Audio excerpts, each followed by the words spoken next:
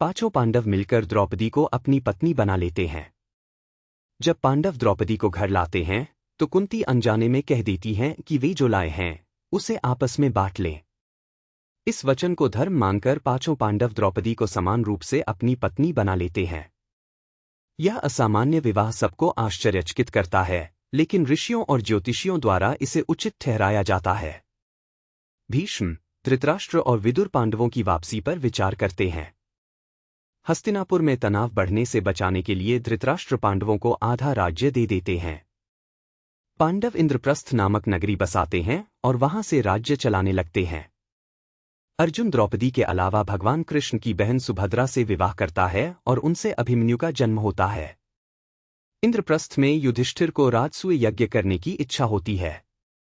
इसके लिए वे कृष्ण को आमंत्रित करते हैं और समस्त राजाओं को पराजित कर उनकी अधीनता स्वीकार कराते हैं। यज्ञ में शिशुपाल का वध कृष्ण के हाथों होता है। दुर्योधन इंद्रप्रस्थ की समृद्धि देखकर ईर्ष्या से भर उठता है। वह शकुनी की सलाह से पांडवों को जुए में बुलाता है। युधिष्ठिर को जुए का मोह होता है और वह सब कुछ हार जाता है, अपना राज्य, अपने भाई और अंततः द्रौपदी को भी।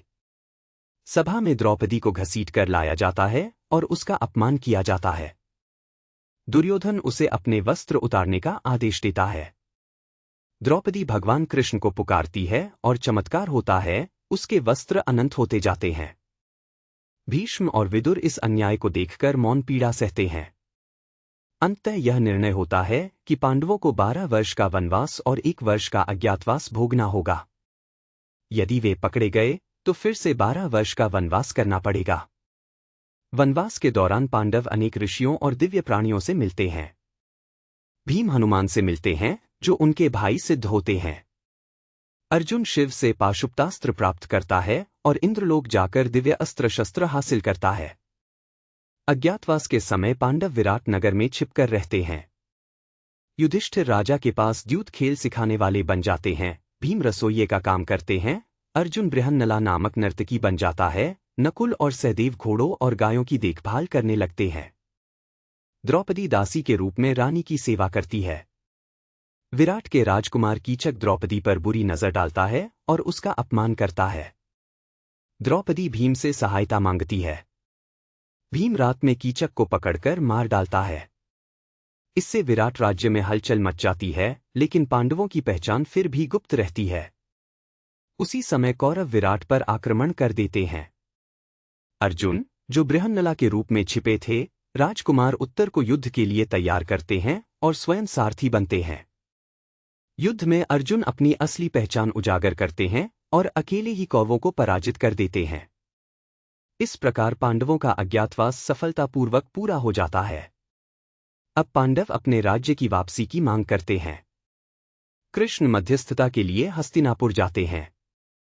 वे दुर्योधन को समझाने का प्रयास करते हैं कि पांडवों को उनका अधिकार मिलना चाहिए, लेकिन दुर्योधन हठपूर्वक मना कर देता है और कहता है कि वह उन्हें सुई की नोक जितनी भूमि भी नहीं देगा।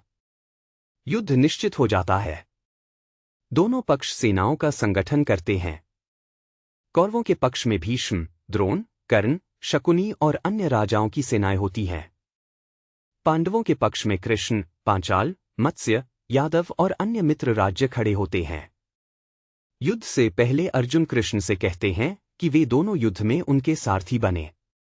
कुरुक्षेत्र के मैदान में जब अर्जुन अपने सगे संबंधियों को युद्ध के लिए खड़ा देखते हैं तो वे मोह और विषाद से भर उठते हैं। तब कृष्ण उन्हें गीता का उपदेश देते हैं, धर्म और कर्म का मार्ग बताते हैं और अर्जुन को युद्ध के लिए तैयार करते हैं। युद्ध आरंभ होता है। भीष्म कौरव सेना के सेनापति बनते हैं और 10 दिन तक पांडवों को रोकते हैं। अंततः अर्जुन भीष्म को बाणों से घायल कर शरशय्या पर लिटा देते हैं। भीष्म के बाद द्रोणाचार्य सेनापति बनते हैं। वे भीषण युद्ध करते हैं और कई पांडव योद्धाओं को मार गिराते हैं। अंत में एक छल से उन्हें यह विश्वास दिलाया जाता है कि अश्वत्थामा मारा गया है। दुहक से टूटकर द्रोण अपने शस्त्र त्याग देते हैं और धृष्टद्युम्न उन्हें मार देता है।